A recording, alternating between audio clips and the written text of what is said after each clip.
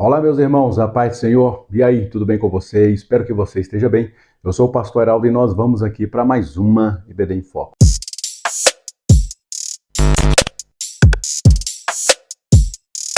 Pois bem, meus irmãos, nós vamos para a lição de número 3. Vamos falar um pouquinho hoje sobre Jesus, um homem de família.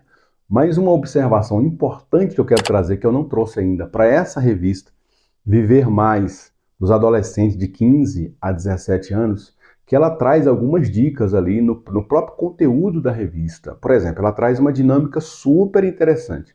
Aí por isso que eu não estou trazendo dinâmicas aqui, porque a própria lição já traz. Então, eu recomendo que você veja qual é a dinâmica da lição e, na maioria das vezes, a dinâmica da lição é uma boa dinâmica. Inclusive, essa dinâmica que eu dei uma olhada para essa lição é super interessante, vale a pena você seguir ali o passo a passo que ele ensina como fazer, para aplicar aí uma dinâmica na aula dos nossos adolescentes. Eu sempre recomendo que você use de dinâmicas, tá? Não deixe só para aplicar o conteúdo da revista, mas sempre traga alguma dinâmica, alguma forma de você interagir a turma, seja no início, no meio ou no fim dessa lição, tá? O nosso propósito aqui para esse canal, nesse primeiro momento, vai ser trazer somente os subsídios, ferramentas para você trabalhar o conteúdo da lição, tá? Desde o tema da lição, passando pelo desenvolvimento até a conclusão, a gente vai fazendo comentários para talvez te ajudar a abrir sua mente para algum detalhe, alguma informação que talvez você vai ler a revista, não vai enxergar ali, aí você olha esse vídeo, de repente a sua mente abre,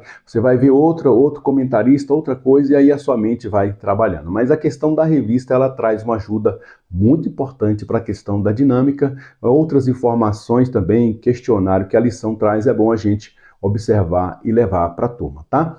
E vamos aqui então para o nosso tema da lição, Jesus, um homem de família. E aí nós temos aqui o nosso texto de referência, Marcos capítulo 6, versículo 3, e note aí que eu destaquei dessa referência, no versículo 3, praticamente todo o versículo. Olha o tanto de informação precisa que esse versículo traz, e é importante a gente trazer para nós, porque o que a gente acredita que é óbvio, para uma pessoa, para outra não é óbvio. Então a gente olha para um texto desse e é óbvio que ele está falando que Jesus tinha uma mãe, tinha um pai, tinha irmãos e tinha irmãs. Mas pasme vocês, eu já fui católico, apostólico romano até meus 20 anos de idade. E lá na Igreja Católica a gente é ensinado que Maria não teve mais filhos, somente Jesus. Maria, depois de Jesus, não teve filhos, ou seja, Maria permaneceu virgem.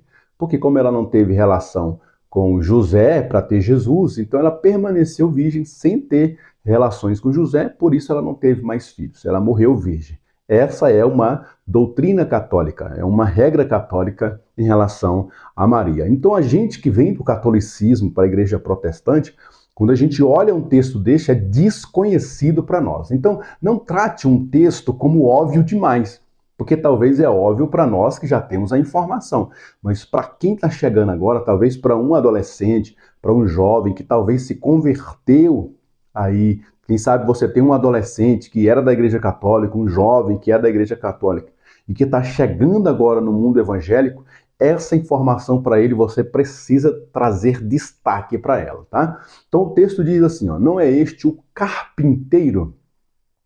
Então Jesus aqui já é colocado como carpinteiro, ou seja, ele absorveu, ele aprendeu a profissão do seu pai, José. Era costume da época que o pai passasse a profissão que ele tinha para o filho. No mínimo, o que ele podia e devia fazer era isso.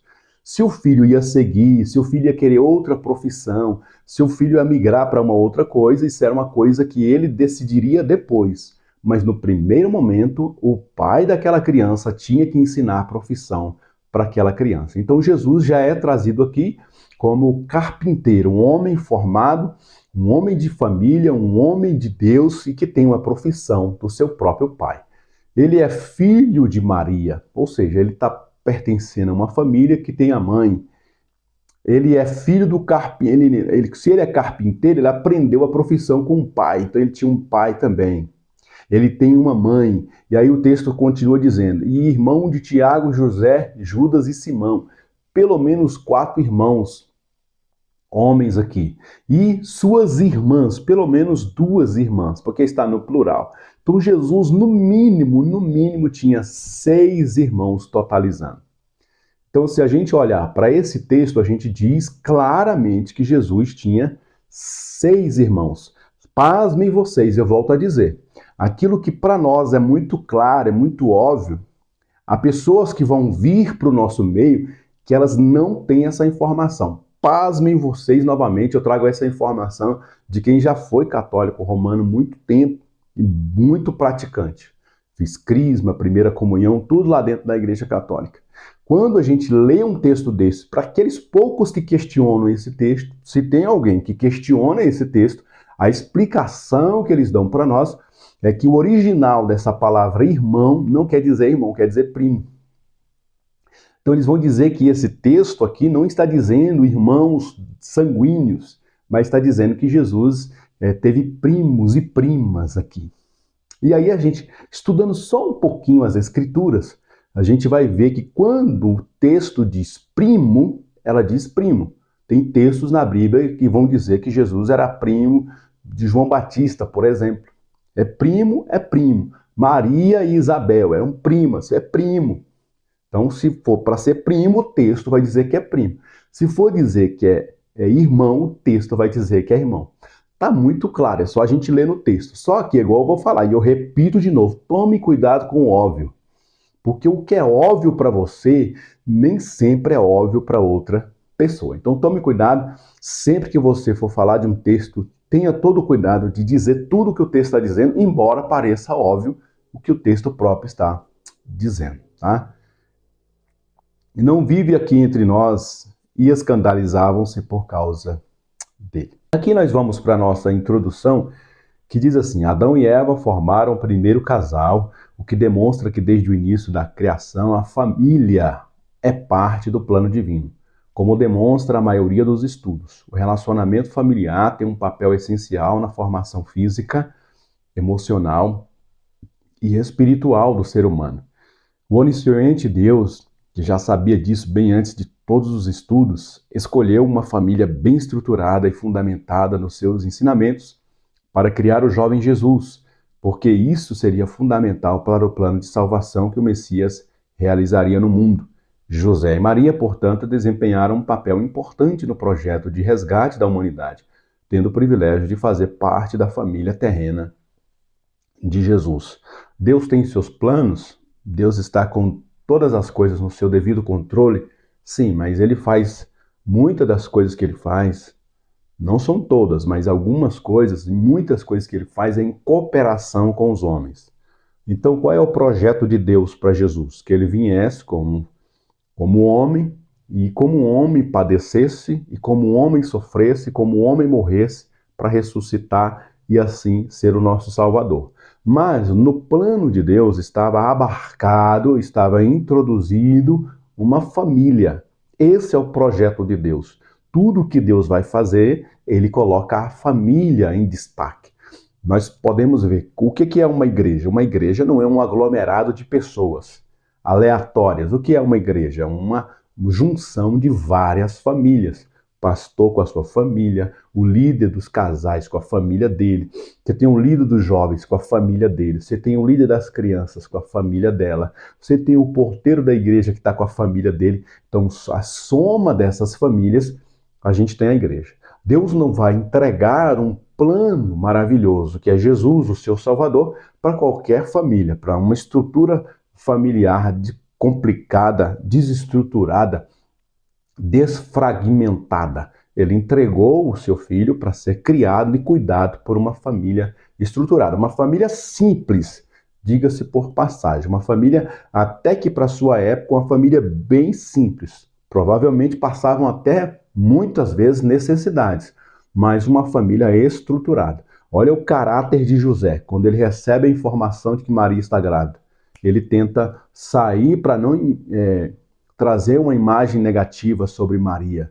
E aí o anjo o visita e consola o coração dele de que aquilo que estava acontecendo era uma coisa de Deus, era do Espírito Santo, que ele não se preocupasse. Mas no primeiro momento ele quis fugir, não para fugir da responsabilidade, mas porque ele sabia que se ele permanece, ele tinha que entregar Maria para ser apedrejada. E ele não queria fazer isso sobre Maria, ele sabia que ela era uma boa pessoa. Só que ali até então ele não tinha uma informação que aquilo realmente era uma coisa de Deus. Então ele ia procurar a saída.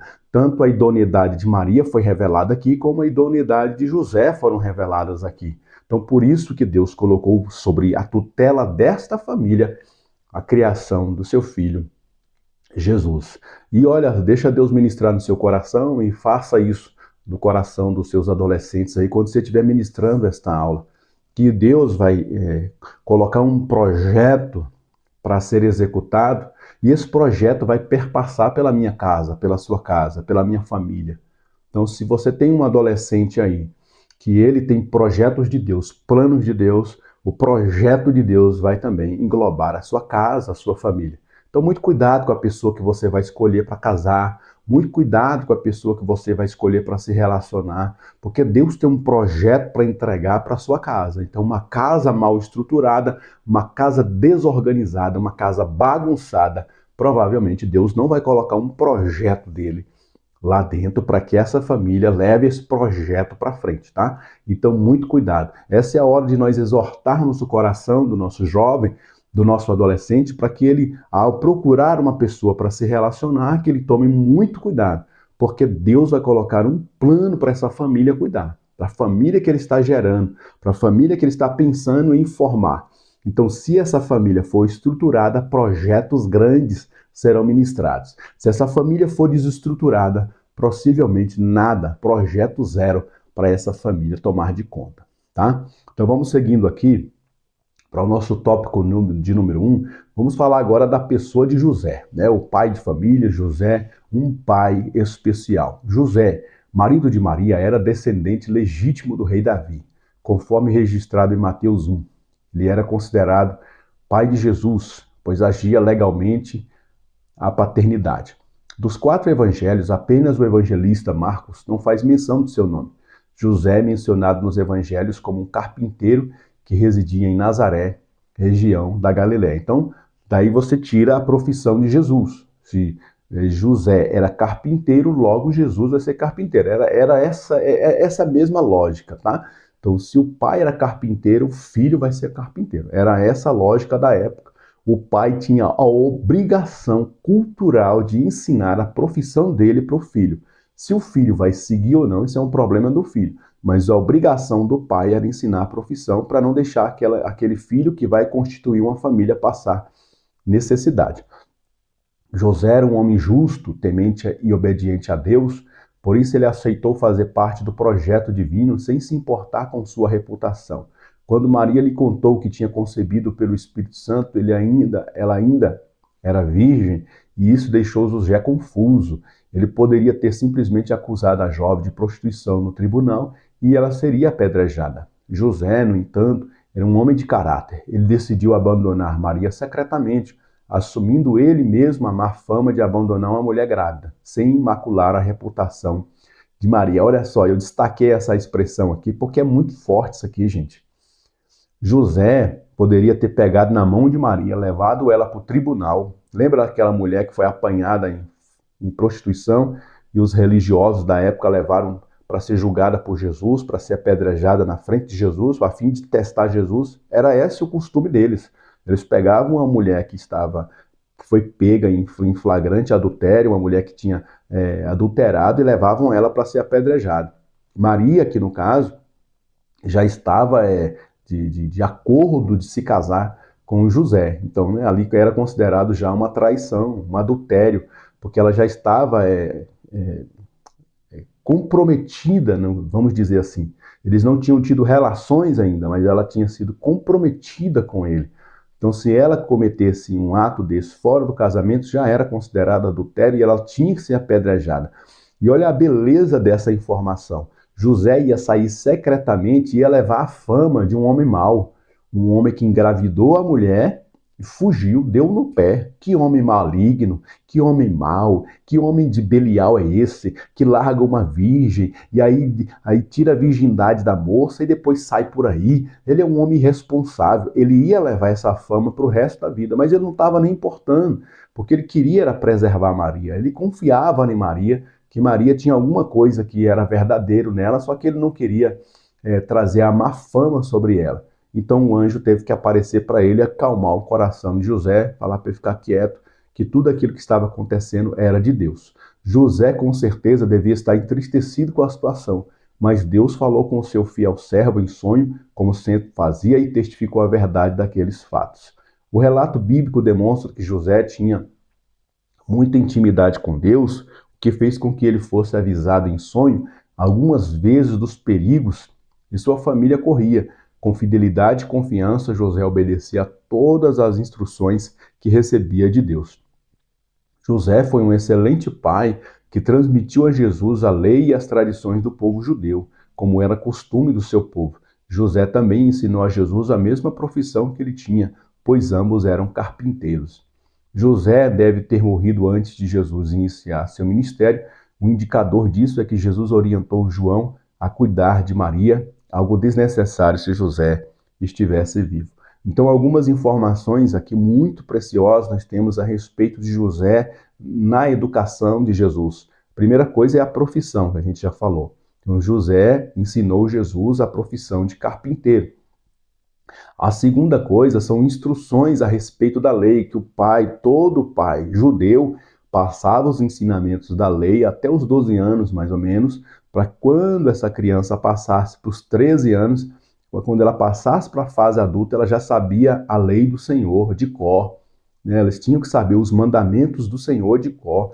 Todos os 5 primeiros livros da Bíblia, a maioria das crianças, bem ensinadas, bem tratadas, bem cuidadas pelo seu pai, conhecia as histórias, conhecia os textos de cor. Não é que nem hoje que a gente tem o texto para consulta. Na época eles não tinham texto para consulta, então era passado de pai para filho. Então possivelmente o pai de José passou essa informação para ele e ele passou as informações para Jesus. Então Jesus aprendeu com seu pai ali, com José. Amém? Então José era um homem íntegro, um homem reto e um homem estudioso, porque ensinou Jesus também, inclusive, a ler e escrever, que era uma responsabilidade da família. Não é que nem hoje que a gente matricula o nosso filho numa escola e ele vai aprender a ler e escrever como uma professora. Naquela época não era assim. Ele tinha que aprender a ler e escrever com os pais dentro de casa. Então era obrigação dos pais, principalmente do pai, ensinar as escrituras, ensinar a Torá, ensinar a lei do Senhor e também, obviamente, eles tinham que aprender a ler e escrever junto com os seus pais dentro de casa. Ou quando eles não podiam, eles contratavam alguém que viesse ensiná-los a escrever e a ler dentro de casa. Não sei se esse foi o caso de José, mas como ele era uma pessoa que não tinha recurso financeiro, possivelmente o próprio José ensina Jesus então a ler e a escrever, por isso que ele vai aos 12 anos fazer a leitura do texto bíblico lá no templo, tá? E aí a gente já vai para o tópico 2, agora a gente vai ver sobre a figura de Maria, né? A mãe de Jesus. Nós falamos sobre José, o pai, agora a gente fala sobre Maria, a sua mãe. Maria, quando ainda era noiva de José, recebeu a visita do anjo Gabriel, que lhe anunciou a sua nobre missão: conceber e dar à luz um menino, o Filho do Altíssimo, que seria gerado em seu ventre por obra e graça do Espírito Santo. Você pode imaginar como Maria deve ter se sentido? Ela era noiva de José, com quem nunca tinha se relacionado sexualmente. Como dar essa notícia a José? Qual seria a reação de seus pais? O que as pessoas pensariam? Além disso, a jovem corria o risco de ser apedrejada por prostituição. Maria, porém, submeteu-se à vontade de Deus, em quem confiava plenamente, e disse ao anjo: eis que a serva do Senhor, cumpra-se em mim segundo a tua palavra. Né? É interessante porque o que estava aqui em jogo era a palavra dela. Ela ia lançar essa palavra. Um anjo me apareceu e me falou isso. E agora eu estou grávida. E agora ela dependeria das pessoas acreditarem naquilo. E era muito, muito provável que as pessoas não acreditariam naquilo. Inclusive José. José poderia ter levado ela para ser apedrejada. Inclusive a sua família, a sua mãe, seu pai, levar ela para ser apedrejada. Porque ela poderia estar arrumando uma desculpa, uma conversa esfarrapada de que um anjo engravidou ela e uma coisa descabida dessa, então leva ela para apedrejar, porque além de tudo ainda é dissimulada essa menina. Então ela correu esse risco quando ela disse: sim, faça-se a vontade do Senhor na minha vida. Então o primeiro passo que Maria teve foi esse passo de fé, de acreditar que se Deus estava falando que seria assim, ele ia se encarregar de tudo, tá? Então uma mulher de fé, uma mulher que acreditou na palavra do Senhor e se entregou para um projeto que é maior do que ela. Ser escolhida como mãe do Filho do Altíssimo não dava a Maria nenhum atributo divino, mas era uma demonstração da imensa graça de Deus em sua vida. A missão de mãe de Jesus, entretanto, não terminou quando o menino nasceu, pois era preciso criá-lo e educá-lo com dignidade nos caminhos do Senhor.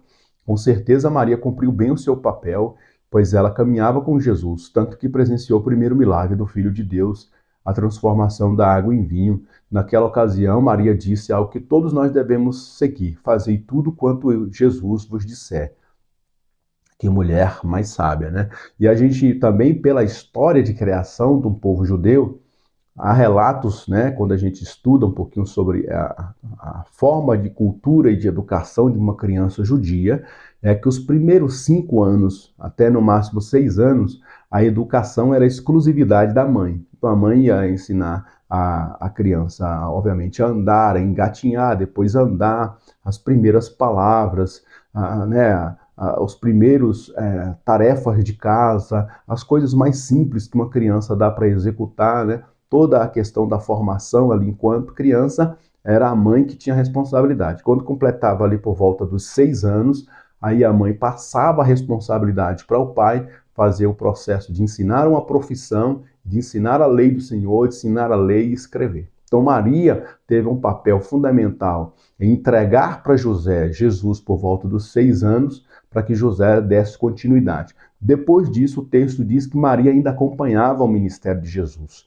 Mesmo que ela não fazia grandes intervenções, a não ser nesse primeiro ato de Jesus, nesse primeiro milagre, Maria não fazia intervenções nenhuma, mas ela era uma assídua acompanhante de Jesus. Nós vamos ver isso em alguns relatos bíblicos e alguns fatos históricos que Maria estava sempre acompanhando Jesus, inclusive no momento da crucificação, estava lá ela sofrendo, vendo seu filho em agonia e agonizando e morrendo e padecendo justamente por aquilo que ele acreditava.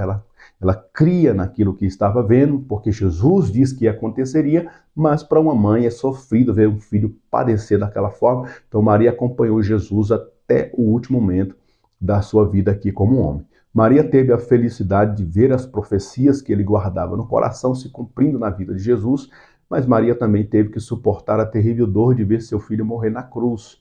Deus, porém, não a abandonou e Jesus pôde honrar sua fidelidade e amor, como relata a palavra. Jesus, vendo ali sua mãe, que o discípulo a quem ele amava estava presente, disse à sua mãe: mulher, eis aí teu filho.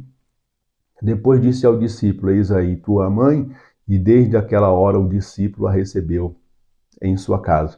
Este relato aqui, ele é muito pontual, porque a responsabilidade de cuidar da casa, por isso que a gente tem que estudar um pouco cultura, né? Hoje a nossa cultura diz assim, ó, a responsabilidade sim é do homem, continua com o homem, mas a mulher tem um papel quase que meio a meio hoje na nossa cultura. É quase que 50% da obrigação da casa está com a mulher também. Nessa época aqui, a obrigação era 100% do homem. José já havia morrido e passou o bastão para Jesus. Então Jesus tinha que cuidar da casa.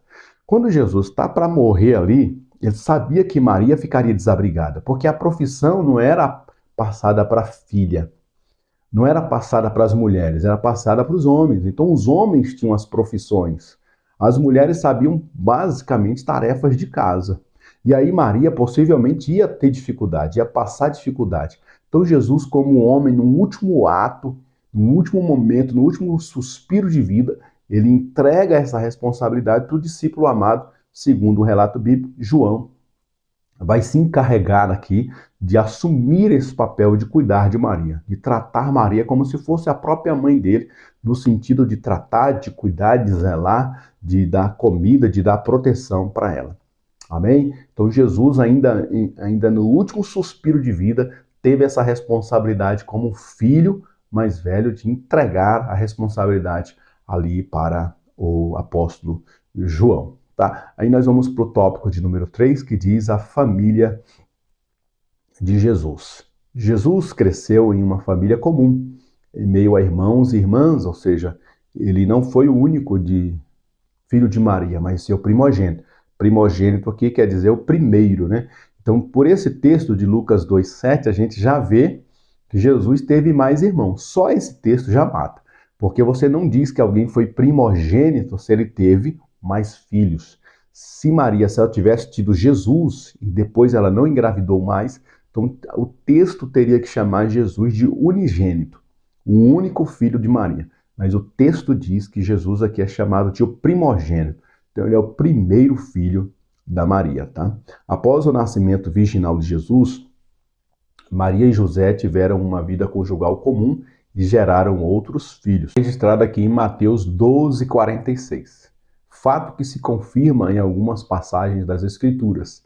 Certa vez, já tendo iniciado seu ministério, Jesus estava ensinando a multidão e foram ter com ele sua mãe e seus irmãos e não podiam aproximar-se dele por causa da multidão. Então o texto é bem claro. Irmão é irmão, primo é primo, multidão é multidão. Tá? Então o texto, quando quer dizer que era gente que não era da família, era amigo, era apóstolo, era discípulo, era conhecido de Jesus, era primo de Jesus, era inimigo de Jesus, era romano. Então o texto não tem dificuldade em descrever quem são as pessoas. Então o texto está dizendo que era a família de Jesus e não eram primos de Jesus, eram irmãos e irmãs de Jesus, o texto é bem claro. Essa é uma passagem interessante, pois ela nos permite perceber tanto a natureza terrena de Jesus, na presença de sua família carnal ali, quanto também nos permite perceber sua natureza divina, porque quando alguém disse que a sua mãe e seus irmãos queriam vê-lo, Jesus respondeu: minha mãe e meus irmãos são aqueles que ouvem a palavra de Deus e a executam. Isso significa que Jesus incluiu você na família dele, desde que você obedeça ao Pai. Isso é muito maravilhoso. Jesus já estava incluindo na sua família aqui, e ele estava tratando a sua família de maneira natural, obviamente que ele considerava assim a sua família, mas ele já estava iniciado no ministério, e no ministério dele como Salvador, todas as pessoas que obedecem a Deus são filhas de Deus. Então ele já estava trazendo a paternidade de Deus para todos os homens. Jesus não demonstrou nenhum tipo de desrespeito com a sua atitude, ele apenas deixa claro que no reino de Deus não há privilegiados. Jesus veio reconciliar a humanidade com o Pai e deixou claro que uma das condições para a reconciliação é obedecer à palavra de Deus. Todo aquele que ouve a palavra e obedece é irmão de Jesus e filho do Pai celeste. Maravilha, né? Então aqui em nenhum momento Jesus está desonrando a sua família terrena, a sua família carnal, apenas ele está dando um passo em direção a avançando no seu ministério e considerando que além de uma família terrena, ele também tem uma família espiritual, e essa família espiritual é alvo agora também das suas atenções. E aí nossa conclusão para essa lição diz: humanamente falando, Jesus teve uma família comum. Então, como um homem, ele teve uma família, tá? Foi filho primogênito da casa de Maria e José. O nome de seus irmãos mencionados em Marcos 6,3 são Tiago, Judas, José e Simão. O texto também menciona irmãos, embora não informe os nomes. Jesus era um filho obediente. Jesus cumpriu toda a vontade de Deus após sua morte e ressurreição. Seus irmãos creram e se tornaram líderes da igreja que Jesus fundou. E aí nós temos aqui os nossos recursos didáticos disponíveis. A gente tem a revista aí, PDF dessa lição. A gente tem essa lição de número 2 em versão Word para você imprimir e levar para os seus alunos. E a gente também tem esses slides aqui, caso você queira usá-los. Todos eles vão estar disponíveis aqui no nosso grupo do Telegram, aqui no link da descrição desse vídeo. A gente vai deixar um link aqui, você clica no link e entra no nosso grupo do Telegram, e lá você vai encontrar materiais da revista dos jovens, adolescentes e também dos adultos, fora outros materiais que a gente deixa lá, que a gente julga ser necessário para dar subsídio para você ministrar essas lições aí, ou você que é um amante da escola bíblica, quer aperfeiçoar como superintendente, como líder, você encontrará materiais aqui no nosso grupo do Telegram, tá bom? Deus abençoe, e não deixe de se inscrever nesse canal para que a gente continue crescendo e levando a palavra de Deus através do nosso canal EBD em Foco. Até a próxima, se Deus nos permitir. Amém.